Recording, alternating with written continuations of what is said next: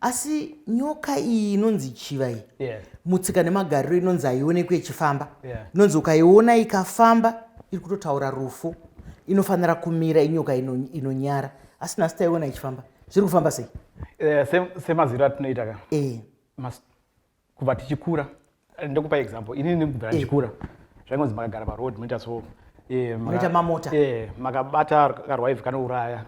So I think tasvika panguva yekuti mastories aya tafana kwagadzirisa tigadzise pfungwa dzevanhu because ndo mastories aya ndizvozvo aya ndekunyepa ndekugadzira mastories ekugadzira. Baba Lastoni Murerwa, mufaro wangu kunge ndinemi panguva inoyi. Ndinoziva kuti muri muzvina business akakodzera. Mune mapazi 13 kuSouth Africa kana kuti 16 pachirungu. Zvakoshei kuti zviuye kuzoitirwa kuno kuZimbabwe? Tinotenda mama, chakanyanya kutikoshera kuti tiuye kuno kucreate employment nokuti vanhu vakwanise kuwana zvinhu padhuze. Basa redu tinogadzira maclip on tony cover.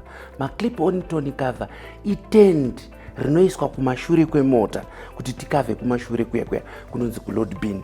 Tinogadzira inonzi clip on tony cover.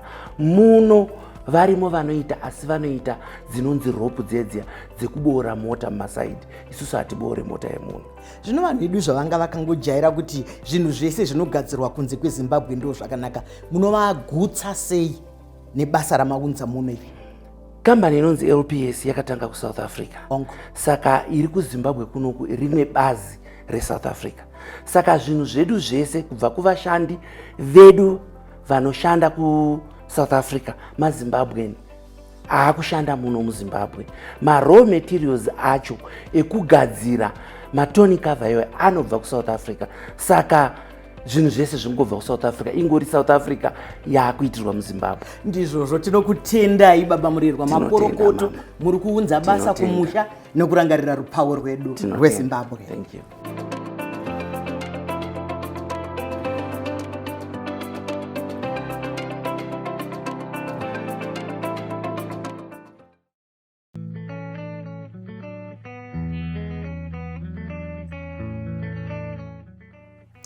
Vadikani munoshamisa nekuti nguva nemisi munotisarudza kuti tandadzani tiri muchirongwa chenyu chinotaura upenyu, chirongwa Mai Chisamba Show.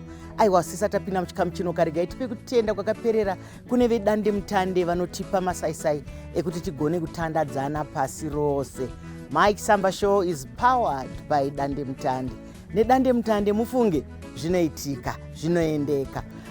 Panapa tiri pachikuva chemhemberero. Vana vedu vadiki vakuru madzibaba vanodonzva vanodini chikuva chemhemberero ari kungogona wese isi tinenge tichingodaidza kuti hoyo ari kusumudza mureza weZimbabwe. Nhasi ndine chikomana vechidiki vanoti ndiye ari kurira. Hanzi ari kurira mazuva ano, handizive kuti ndizvozvo here. Hanzi ari kurira, regai mumuone asvike pandiri. Ndofunga vanofembera vatozvibata kagariro kandakaita padanda aka kane zvakari kutarisa. Regai asvike tione agozvisuma kuti azvisume kunyika. Wakadiko mwana? Ndinofara. Wakadiya ko mwanangu? Ndinofara zvangu. Wana chigaro ndo chigaro chepanze kachi. Anambochifungira ndichapinda pashow ine. Aiwa, kana uchingoita zvinodiwa nevanhu chete pano pashow. Ndinoziva kuti uri kuita mashura nezviratidzo. Uri kuita zvinogara zvakadaro asi chimbozvisuma kunyika kuti ndiwani noti mazuva mazita techiziva kanenge ari madunhurirwa iwe unonzani? Ini ndine zita reShona chari. Full Shona. Ndo zvatoda nokuti chikuva chido ndechetsika nemagariro nemitauro yemunhu. Shona yenyu yamunotaura handizoigona manje. Handizodhipisa. All right. Ndinonzi Chawatama Marimo. Ndizvozvo. Unoita nezvei? Taurira nyika. Ndinoita zvakawanda but zvandinyatsozikana nazvo ndezvekubata nyoka. Ndizvozvo chaizvo. Ndinoita vanhu vanonifonera kumba kwaita shato kuno kwaita cobra. Ndosvika ndobata nyoka yeye ndoisa mubox saka ina ndiuraya nyoka. Ndinobhilivha kuti zvinhu zvinofanira kuchengetedzwa. shiri chacho handiurayi. I respect everything. Miti, mvura yemurukova, nyoka dzacho. Saka unochengetedza zvese zvakasikwa yes. namusikavanhu. Yes, zvakasikwa, yes. Tinozvitenda chaizvo tichizvinhingirika. Asi tisati tanyatsopinda kuti dyo muchirongwa chese, ndingade kuziva kuti ichi chidaka-daka chako wakachiwane pichi, chekubata nyoka, chekutamba nenyoka, chekufambira, nokuti ndanzwa uchiti mhuka dzese unodzidaka. Mutsika nemagariro pane mhuka nhatu dzinotyisa vanhu ka, dzekuti ukataura ukati bere, kukati zizi, kukati nyoka, asi wati zvese uzvida. Last week chacha ndakabata zizi, pane munhu akandifonera chikanzi pane chinja roera mujurawo, but chiri kuita noise iri fani ndosvika ndouya netuo chinoona izizi ndakaroera paelectric fence. Ndizvozvo chaizvo zviro handakuriuraya, ndakatoribata ndikaisa mubox, ndakadhiraivha. Pane vanhu vanochengetawo shiri vakafara, ndakapiwa huku 6. Ndakapiwa huku 6, handambochifungira. Ndakangosvika nezizi ire ndikati no, zizi raroera pafence. No, I will look after it. Rakatyoka papiro. Ndizvozvo chaizvo. Asi pamukana uno tisati tanyatsopinda muhurukuro yedu, tingade kumboona kashamwari dzako dzaunotamba nadzo idzi. Inyoka, chiichi, zvino inini pamwe ndinoti sudurukei mbichana, asi ndiripo. Ndiripo ndakadongorera. Mabovunza mwe mubvunzo. Mati ndakatanga sei? Ndakatanga ndiri mudiki-diki. Ndichiri ku high school. So it's not something chandakafunda. Asi wakadzidza nevatorwa here nekuti kumhuri dzedu dzemuno idzi vashoma vanofarira zvakadai. Wakadzidza nevatorwa here vakaita sevarungu, semabatiya, sevamwe vakadaro-daro? Ndakadzidza nevarungu, asi kubva ndiri mudiki ndisati ndaenda kuchikoro ndaingonzi ndinofarira kutamba ndaidira ndakasaka nekarwive naibata ndichita. Saka I think zviri mandiri kuna kudaro. Wakutondityisa zvakanyanya nekuti ndototya rwive kupfuura nyoka. Saka I think zviri muropa nakudaro. Zviri muropa nakare. Tichanyatsopinda mazviri uchinyatsozvisukurudza tichinzwa kuti zvakauya sei, nekuti kazhinji kana tazozviisa kutsika nemagariro pamwe teita kutoti aiwa ndezvevakuru, pamwe tofanira kunge tati masikadiko sekuru kana kuti kudini, asi tinongovimba kuti tichave nenguva yakanaka nhasi. Tichada kuti idzo shamwari dzako dzimboonekwa tisati tapinda mukati tichiri pano panze. Motombosuduruka moenda kure mujana? Ndingaite buka, regai ndimbobva. Wadiwa watariri, ini regai ndimbobva. Azvidi the faint-hearted. Basa rangu, as I explained, ndobata nyoka. And one nyoka iri very common muHarare. Pa nyoka hombe dzatoti nyoka huru. Vanhu havabvumi nezvandinotaura, but nyoka inowanzowanika muHarare muno ishato. And shato idzi, pese panobata shato vanhu vanoti nyoka yakadai so yakachigara pai, yakachidye chii? Very simple. Shato dzinowanika muHarare muno dzinodya imbwa, katsi, huku nemakonzo. Chikafu chakawandisa. Nyoka haimbofa yakafanira nzara muHarare because chikafu chinowanika pese pese. Ndokupa example, pana vanhu vanochengeta huku, pana vanhu vanochengeta tsuro, pano matatya anowanika, makonzo anowanika. Hamuna shortage yechikafu. Nyoka inotobva musango yowazogara muyard medu because mune buffet. Zvakangofana nekuenda kuhotel. Waenda kuhotel, ungoona table ine chikafu chakasiyana-siyana. Apa pane nyama, apa pane rice, apa pane chi. But wakaenda kumba kunongooneka one type yechikafu. Ndo zvakangofanira kupinda mutown. Mutown munowanika a buffet, an assortment of foods that a snake can find. So right, ndakurakidza shato, and one demonstration ndakurakidza pese pandinoenda zvinonzi shato hairume. Shato inoruma, and inoruma zvinokwadza. Makasaka neshato muyard menyu, respect the snake and musamire padhuze naye. Shato ine mazino 80 something. Anenge mahooks. Ikakubata so inokubharura. So I get a lot of people saying to me, unotamba neshato because shato hairume. Shato can actually cause injury serious. Unacheka tsinga, whether serious bleeding, my nerves, the damage of my nerves. And vamwe vanorumwa neshato vanoita my infections. So you have to be very careful, respect the snake. And it will not attack, hairume munhu pasina chayaitwa. Right? Shato ukaiona ukaisiya yakadaro hapana zvanokuita. But vamwe vatinoziva vanoti vakasaka neshato vanotema nematombo, vanoenda padhuze naye vachidena, ndo vanhu vanorumwa neshato yavo. So I'll just show you the snake very quickly. Right, this snake I caught it more than 2 hours ago. Ndaibata paGlenron, yanga iri kuseri kweJurawo. And this is the typical size. My size atinowanzosangana nawo muHarare muno. Right, here's the snake yakawanda. Here it is. Right.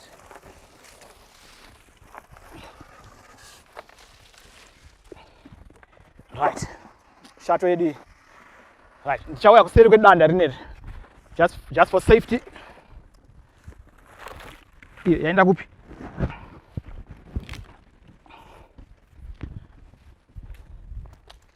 Hold on. Yazviweja. Okay. Yeah, give me the balloon.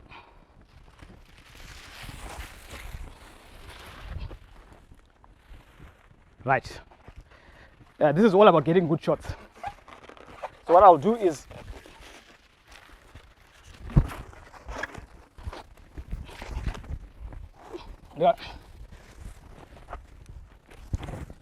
I'm gonna shot rumi. Right now it's actually trying to bite me. It tries out kunduruma. So if it bites, come on.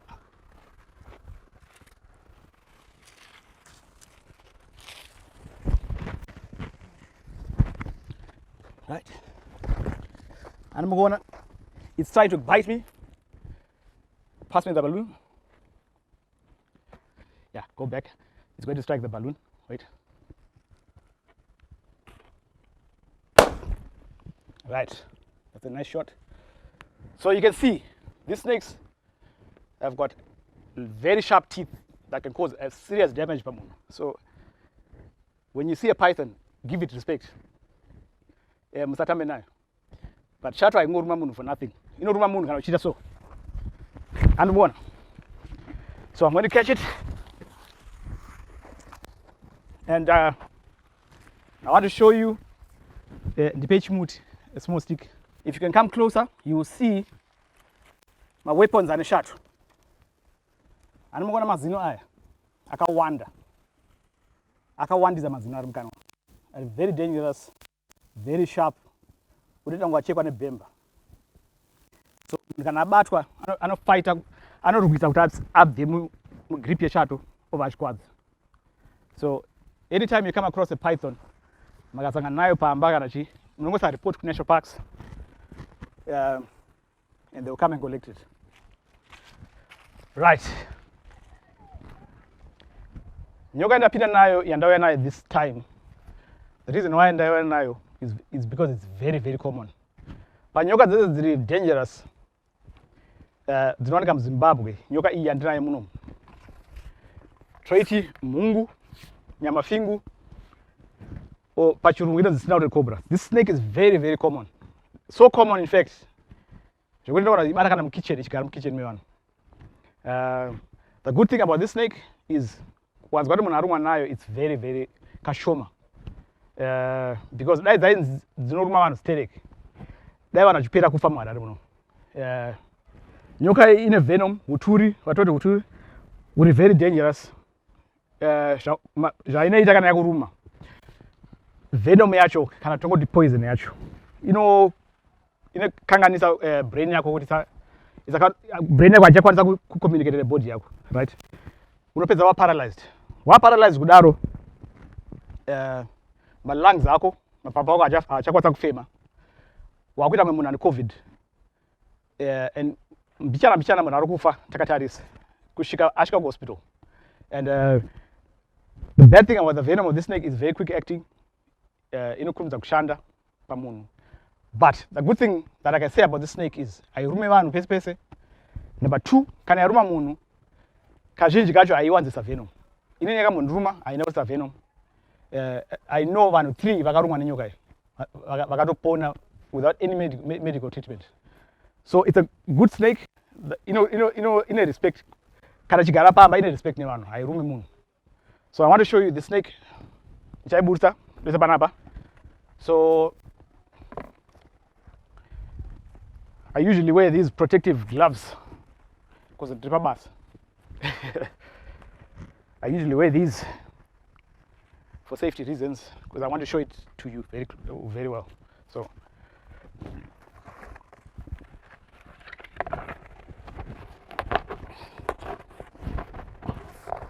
hey.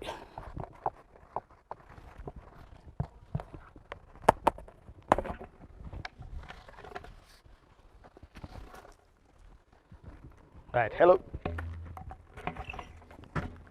Right. right. Iyi ndiyatinoti mhungu iyi nyamafingu. Kana ichinzi nyamafingu inenge ine mabhandi amuri kuona, right. Nyoka dzadziwanzoda kuruma vanhu. Handimuona ndiri padhuze nayo. Is respecting me, but inotoruma kana ndadacho.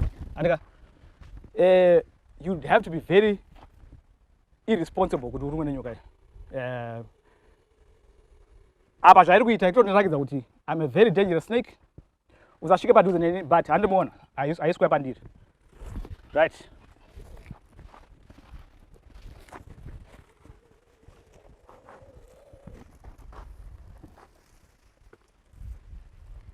Here it is.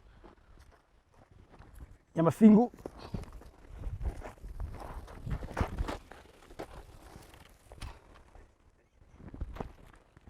Come on, calm down, calm down.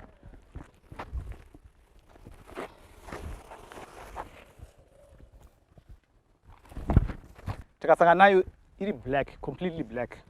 Tonoiti mhungu. But takasangana nayo ine mabhandi eyellow. It's the same snake, but inopiwa zita rekuti nyamafingu. Nyoka idzi dzinowanika pese pese, especially vanochengeta huku vaya, vanochengeta huku mayard, right. Just in case uri kufunga kuti nyoka iyi haina mazino, I would give you a quick demonstration. There, the snake, we allow it to bite the balloon, pops the balloon. Nyoka ine 2 mazino, main weapons, mazino ari kufront kumusoro, anenge ma-injection, makapinda muhospital. Pamunopinda muhospital, nurse panotanga kubaya injection muchiona ichibudisa mvura paya. This is exactly the same design iri panyoka. Yakangoruma inoinjecta venom yacho, poison yacho ibuda nemazino, inotsa ibuda nemazino yopinda musystem. Panakati chiti nyoka idzi very common. I've caught these snakes pese pese. I've caught them in cars, mumota dzevanhu. I've caught them makombi. I've caught them mukati medzimba dzevanhu. Every room, you may name it, bathrooms, toilets, mukati mechamber I've caught the snake. I've caught these snakes in my kitchen. Pasi pema kitchen unit aya dzinogara. Dzobuda usiku dzichipa makombi mumba dzokera padzapa. So we've got an explosion of population yenyoka idzi. Vanhu vakaona vanotaura kuti no, pane murungu anogara aigara akavhurira nyoka dzakawanda. That story is false. Musanyeperwe nevanhu. It's a very straightforward thing. Nyoka idzi alright, ndokupa example. Nyoka dzinogara mubani andika. Mubani mwe vanotanga kurima, votanga kupisa mapani aya. Nyoka inobva yatiza kusingatsve yoya muyard. Yapinda muyard yoona pakaunganidzwa zvidhina, pane marara muyard. Inotanga kugara pasi pemarara kana pasi pezvidhina. Yobva yaona kuti no, panapa panowanika makonzo, pane mazai uku, why should I move? Ndokoramba ndiri panapa ndichigara easy life. So these snakes have multiplied in numbers, and the other reason why they've multiplied in numbers is because they eat other snakes. Dzinodya dzimwe nyoka. So mhungu yakasangana nechiva inodya chiva, yakasangana neimwe mhungu diki pairi inoidya futi. So they are not choosy hadzisarudze chikafu, dzinodya anything. So ndo reason yacho. And makaona cobra yafutisa huro kudai, so it doesn't mean ida kumhanyisa munhu, hadzimhanyise vanhu nyoka idzi. Iri kungokupa warning kuti usasvike padhuze neni. Makanzwa kuti munhu arumwa nenyoka ari musango, achifamba musango, there's a 90% chance yekuti arumwa nenyoka indauya nayo. Nyoka idzi, nyoka inonzi chiva, shona pafada chirungu, right. Normally kana munhu arumwa nenyoka iyi, chinja ndonyanyobvunza kana munhu arumwa nenyoka, warumwa pai? Makaona munhu arumwa gumbo kusvika panapa, very good chance inyoka iyi, right. Haiwanzoruma vanhu for nothing, but inoruma vanhu vaitsika. And nyoka iyi haioneke kana iri pasi. Unongona kuti chimuti, uchifamba uchibva nochera mvura kurukova woitsika. Saka unoita sei kana warumwa nenyoka iyi? Rega nditanga nakurakidza kuti yakaita sei nyoka iyi.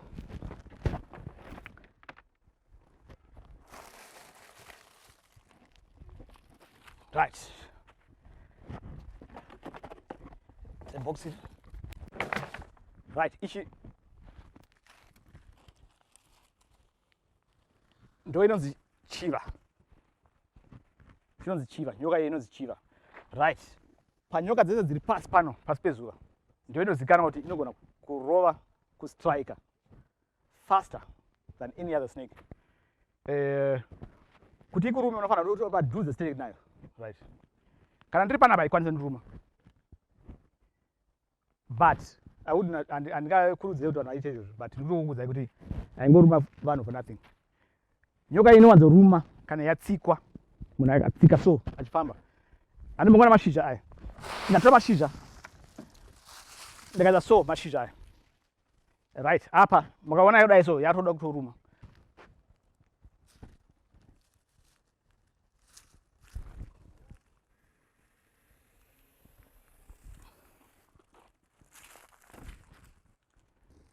Snake bite akawanda muZimbabwe munomu. Nyoka one iri responsible for mabites iyaya ndeiyi yandakabata. Nyoka idzi dzino pachirungu tinodziti the living landmine, right? Tinodziti the living landmine or chibambaira, toiti chimambaira, because yakaruma munhu inokonzera amputation. So vanhu vakawanda vakarumwa nenyoka yakadai so takakura chiudzwa kuti kana munhu arumwa nenyoka mhanya unosunga munhu uye sunga. No, that's a very big mistake on the snake. Makasunga munhu arumwa nenyoka, you are going to cause very bad complications anogona kuuraya munhu, and that person anopedza adimburwa ruoko gumbo rese because masunga zvisiri izvo. Nyoka yaitombosunga zvachose. Makaona munhu arumwa nechiva, hapana anything chamunokwanisa kuita, endai naye straight kuhospital. Musamupe anything chekudya. This is including all snake bite. Musape munhu anything chekudya chekunwa. Ndapinda mota aende kuhospital. LPS Zimbabwe introduces the first ever locally manufactured clip-on tonneau covers, specially designed to maximize vehicle utility and meticulously stitched to fit seamlessly on your vehicle with extreme precision while enhancing the overall aesthetic of your vehicle. Experience the best of automotive creativity and spectacular vehicle accessories upgrades. What's more, you can get them fitted on your vehicle immediately as you wait. LPS Clip-On Tonneau Covers, where sophistication meets convenience.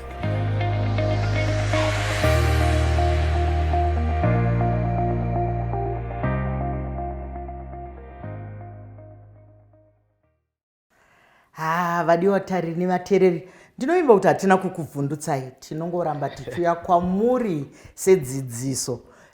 Chawatama ari pano, ndichabvunza mibvunzo yandinoedzawo, asi anogona kutibatsira nezvimwe zvandinenge ndisina kubvunza. Apa pamhando dzawatirakidza dzenyoka apa, taona chiva, taona cobra, taona shato. Asi nyoka iyi inonzi chiva iyi, mutsika nemagariro inonzi haionekwi ichifamba. Inonzi ukaiona ikafamba iri kutotaura rufu, inofanira kumira inyoka inonyara. Asi nhasi taiona ichifamba. Zviri kufamba sei? Semaziro atinoita ka. Kubva tichikura, ndokupa example, inini kubva tichikura, zvaingonzi makagara paroad munoita so, munoita mamota, makabata karwive kanouraya.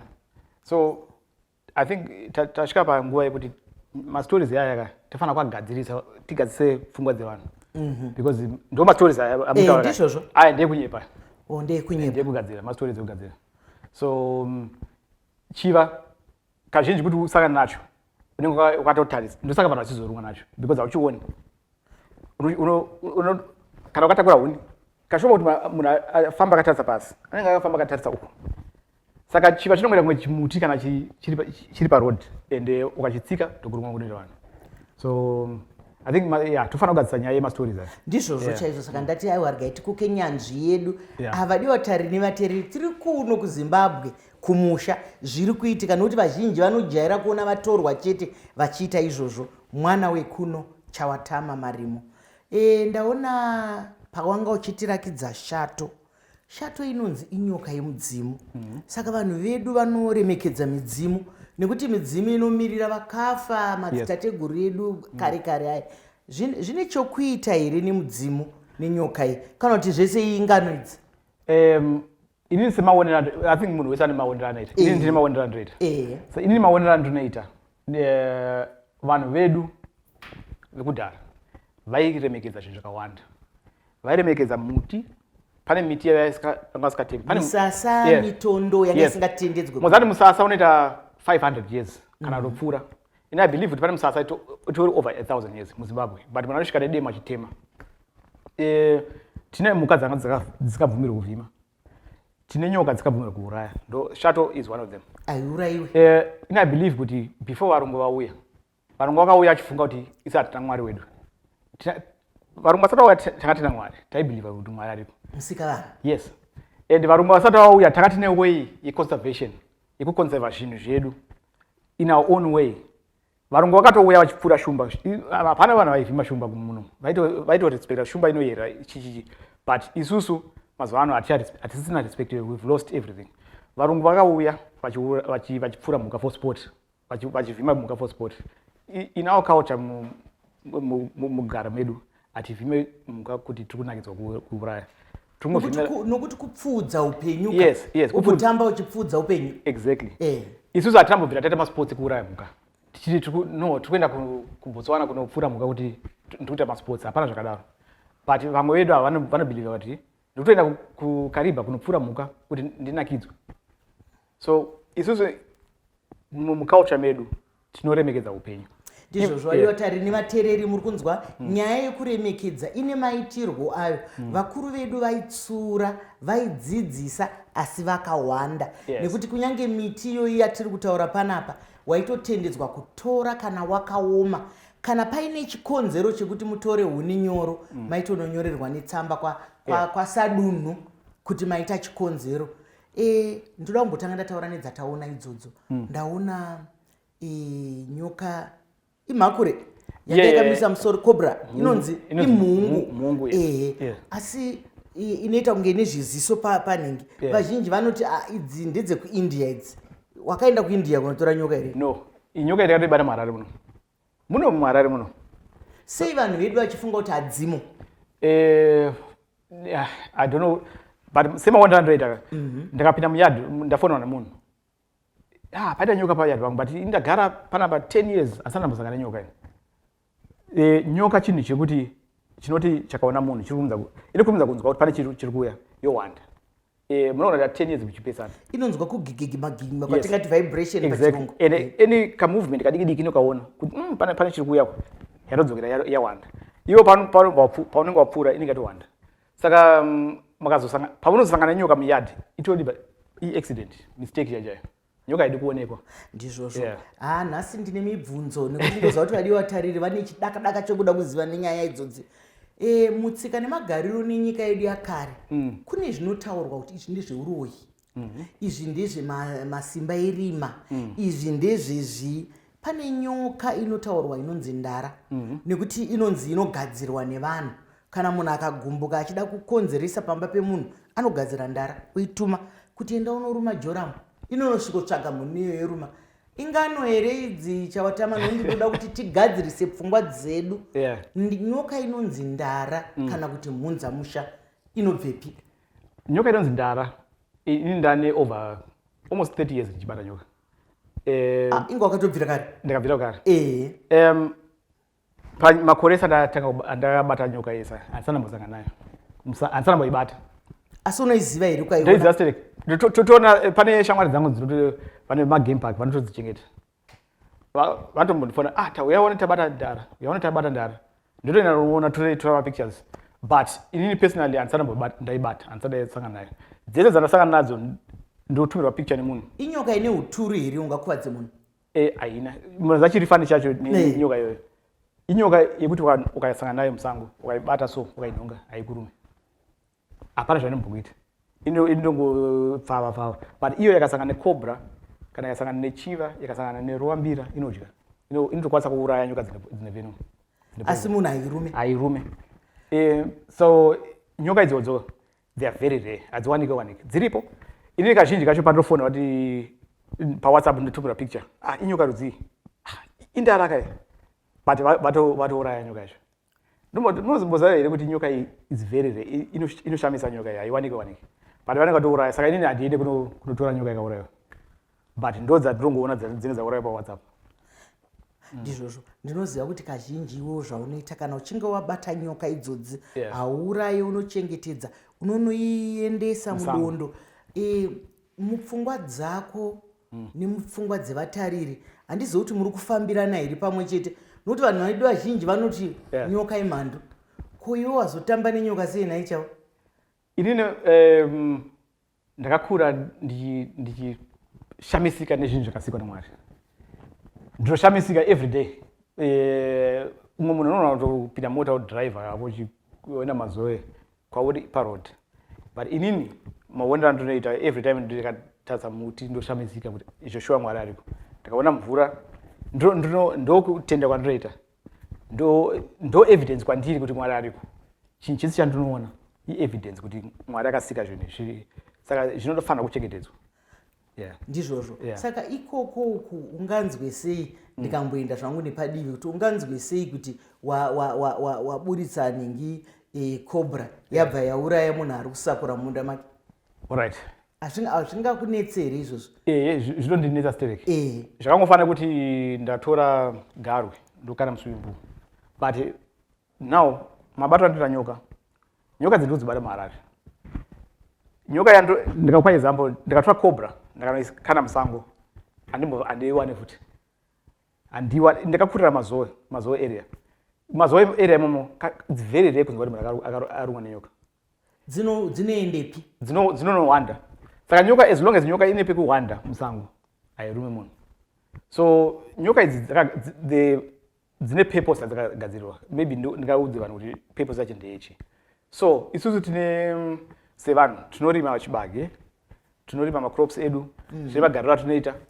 So magariro atinoita macrops akata chirwere tinomhanya kunotengeswa mahardware kana kufarmascope kunotenga mushonga.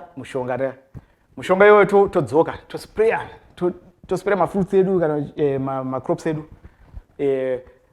touraya chirwere chiri pamushonga iyoyo. But mushonga iyoyo hauperi, unoramba uripo mbichana. Ndinombodza kuti mazuva vanhu kunyange mumuriwo, noti tinoona vanhu kavanoisa mushonga mumuriwo asi zvisingakurudzirwe kuti hazvina kunyanyatsonaka izvi. Vonzi aiwa kukapera mazuva 10 kana kuti kukapera mazuva 12 matatu unenge wanaka. Hapana zvakadaro, mushonga iyoyo ticharamba uripo, matrace elements yayo. So isusu takudya muriwo iwoyo. Munomboona kuti macancer ari kuwanda. Kudhara cancer was not as much as mazuva ano. Cancer is now so common. Unzwa kuti ninga afa necancer. Kudhara ana baba vedu achikura kunzwa kuti munhu arwara necancer zvanga zviri zvishoma.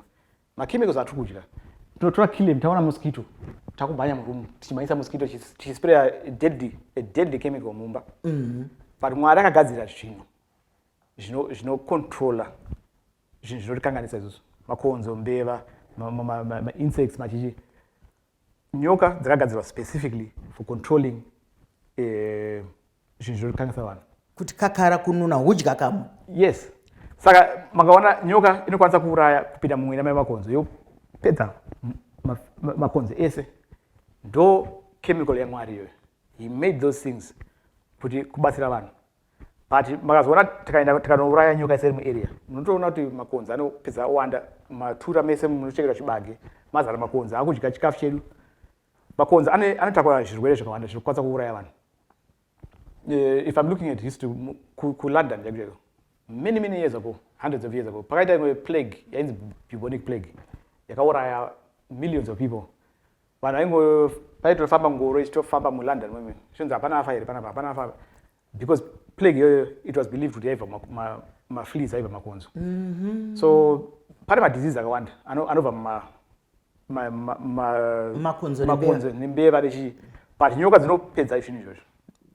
Nyoka dzakagadzirwa kubalansa nature. Ndizvozvo vadiwa tariri nevatereri, hakuna chisina donzo racho. Ndozvatinogara tichitaura kuti kunyange makonye ane zvaanotibatsira, nyoka, matatya, zvese zvine zvikonzero zvacho. Saka tomboti tapinda mumba wataura kuti mishonga iyi yatinoisa munhengi, asi ngatirege kuitaura mazita ayo.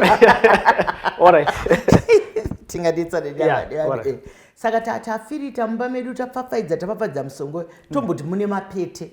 Saka mapete kana asiwa akadaro anobatsirei? Mapete ndakasingazvizivi. Ndakamboenda musango takadosumudza danda so tikadaiso tikaona pane mapete.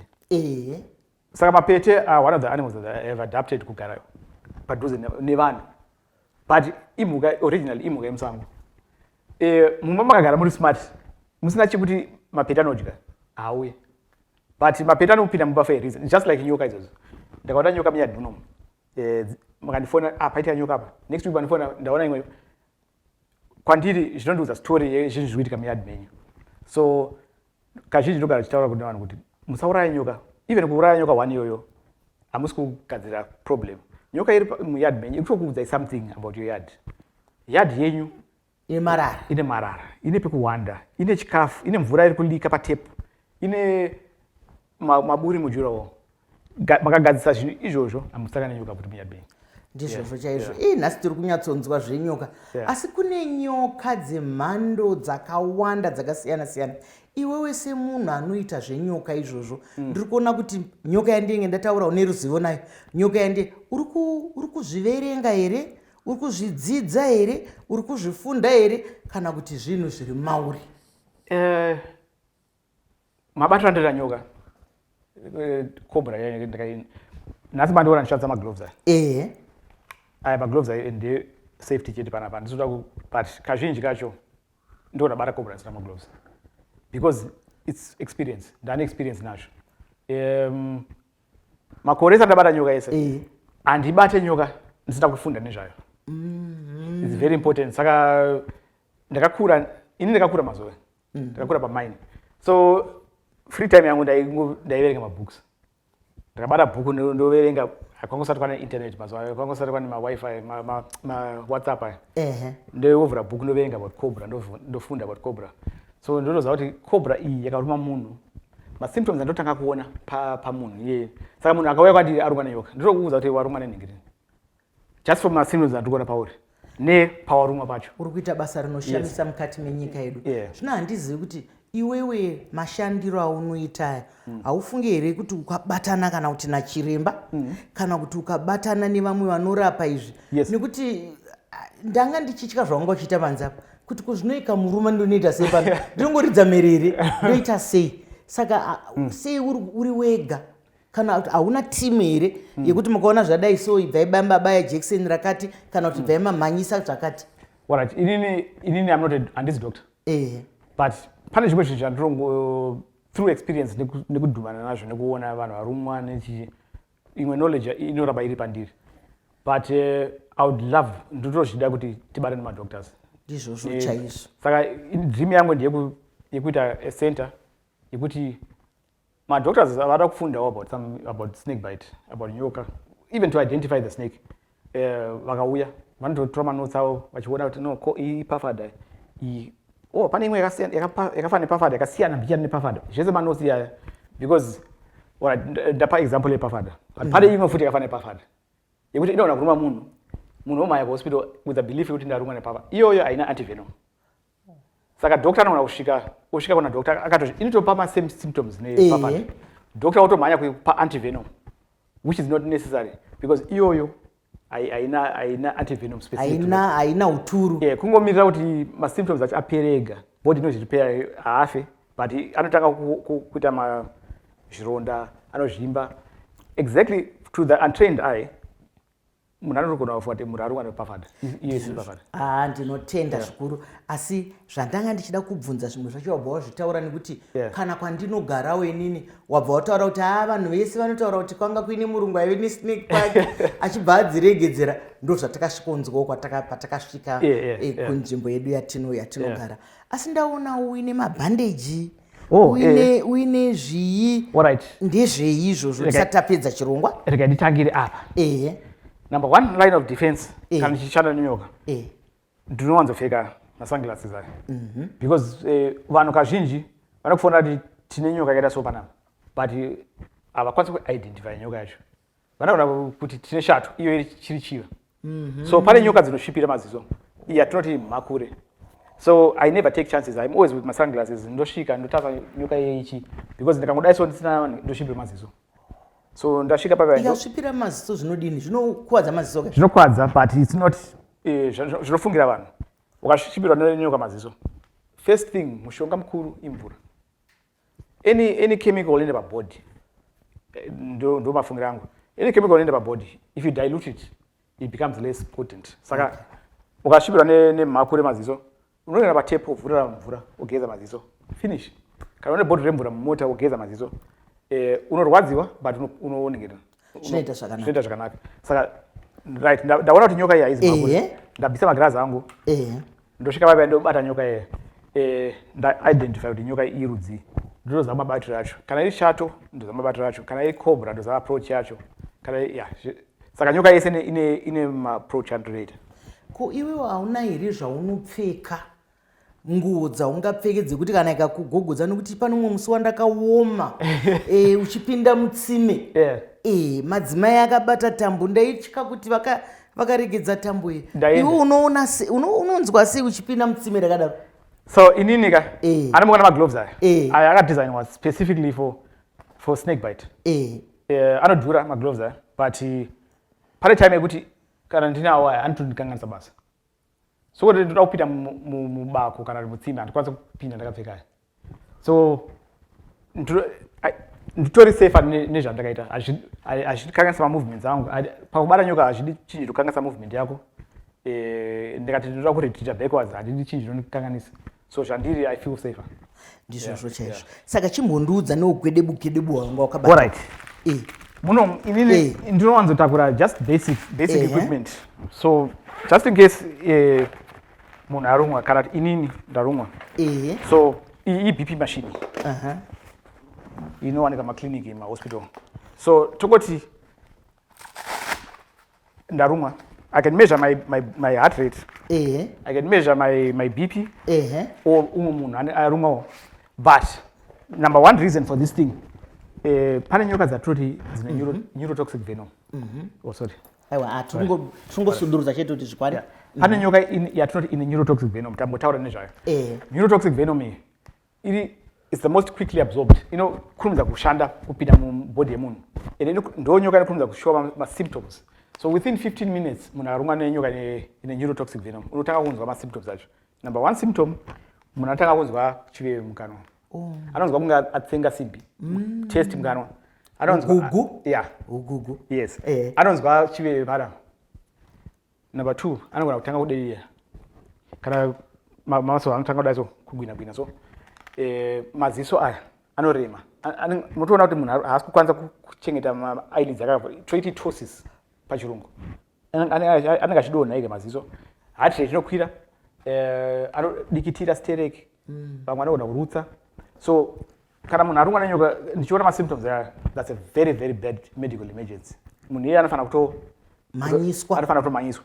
But kana uchiziva kuti warumwa nenyoka iri neurotoxic. Nyoka dziri neurotoxic muZimbabwe munomu tine dzinonzoruma vanhu, tine ruambira.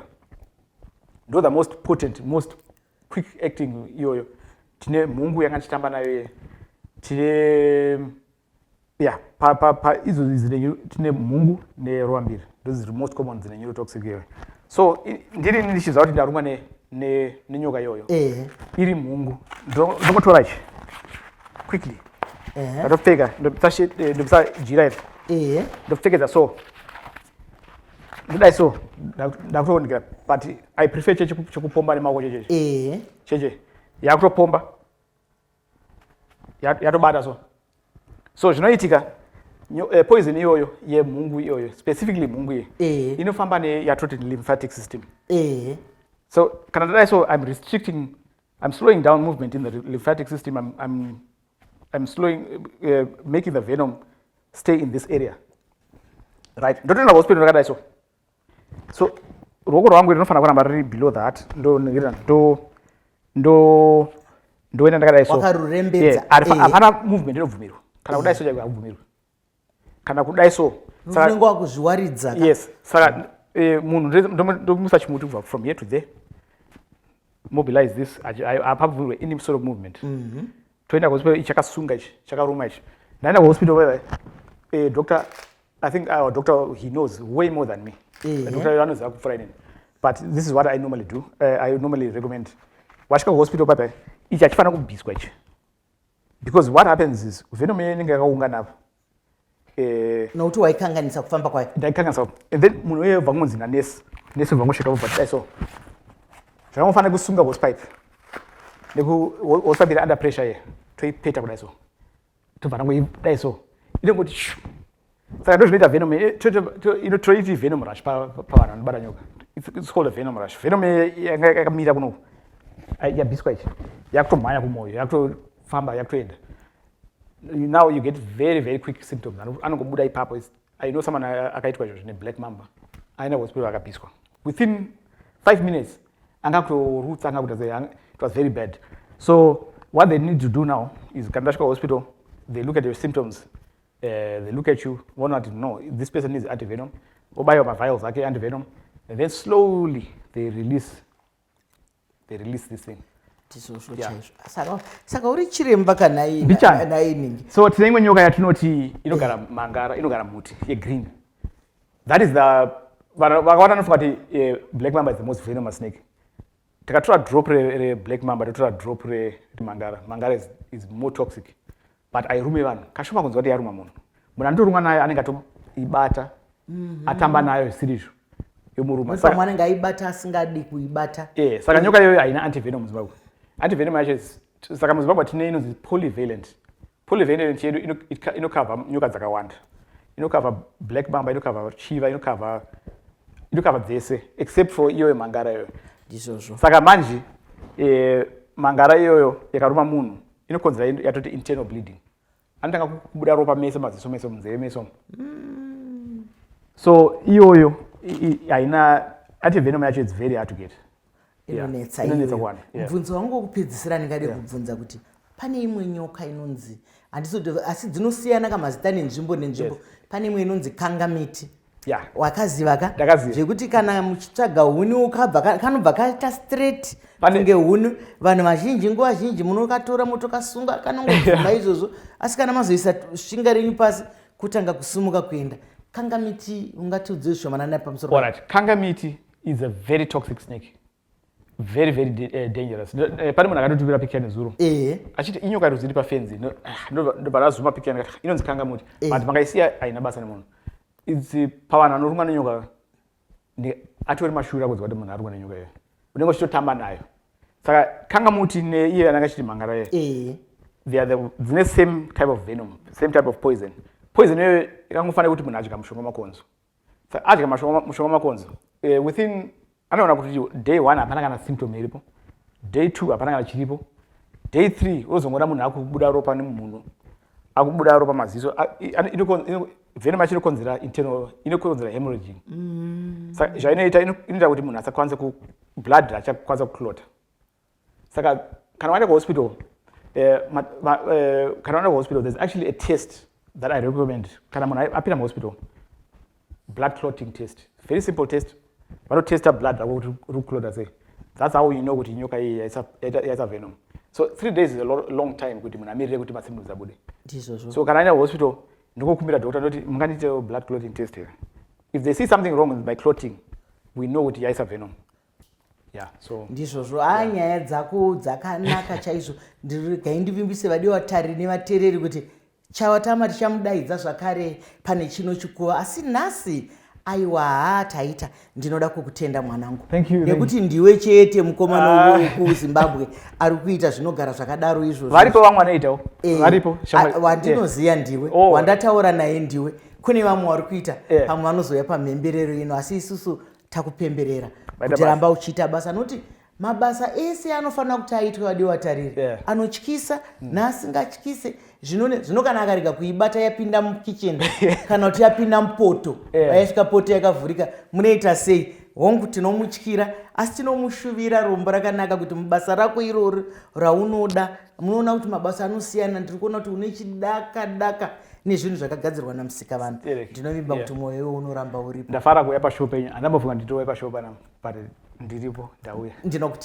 Ndinokutenda neni ndinonzwa kuremekedzwa zvikuru kana uchinge wabvuma kudaidzwa. Asi hatigoni kupedza katisina kutenda Dande Mutande. Ndo yatipa masaisaiwa yaya. Mike Samba Show is powered by Dande Mutande.